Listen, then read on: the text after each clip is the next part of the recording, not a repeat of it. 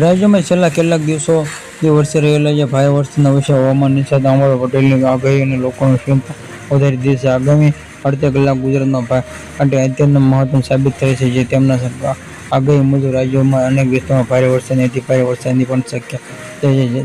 જ્યારે કેટલાક લોકો શહેરમાં જળ સંભરાવા જેવી સ્થિતિમાં પણ જોવા મળતી શક્યતા વ્યક્ત કરવામાં આવી રહી છે. ખાસ કરીને મધ્ય ગુજરાતના, દક્ષિણ ગુજરાતમાં અને દક્ષિણ સૌરાષ્ટ્રના વિસ્તારોમાં મેઘરાજાનું વધુ આકર્ષણ બની શકે છે. આ સ્થિતિમાં લોકોને સાવચેત રહેવાની અને હવામાન વિભાગની તેમજ સ્થાનિક તંત્રની સૂચના પણ પાલન કરવાની સલાહ આપવામાં આવી રહી છે. અંબાલાલ પટેલના જણાવ્યા અનુસાર આગામી 48 કલાક દરમિયાન મધ્ય ગુજરાતના વડોદરા પ્રમાણમાં પંચમહાલ, દાહોદ અને મહીસાગર જિલ્લાઓમાં ભારે વરસાદથી ભારે વરસાદની સંભાવના, દક્ષિણ ગુજરાતમાં આહવા, ડાંગ અને વલસાડ જેમાંથી આવનારી કેટલાક વિસ્તારોમાં ધોધમાર વરસાદ વરસી શકે છે.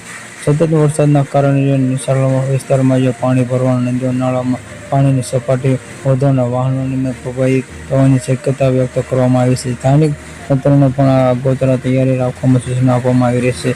અમદાવાદ, ગાંધીનગર સહિતના અન્ય શહેરોમાં મોટો એલર્ટ હવામાન નિષ્ણાતોએ જણાવ્યું. અમદાવાદ અને ગાંધીનગર આગામી 24 કલાક દરમિયાન વરસાદની માહોલ બનશે. આજે પણ બપોર બાદ વરસાદ શરૂ થવાની શક્યતા છે. જે જોરદાર વચ્ચે શહેરના કેટલાક વિસ્તારોમાં ભારે સર્જાઈ શકે છે. ઉપરાંત ભાવનગર, અમરેલી, દક્ષિણ સૌરાષ્ટ્ર વિસ્તારોમાં ભારે વરસાદની સંભાવના છે.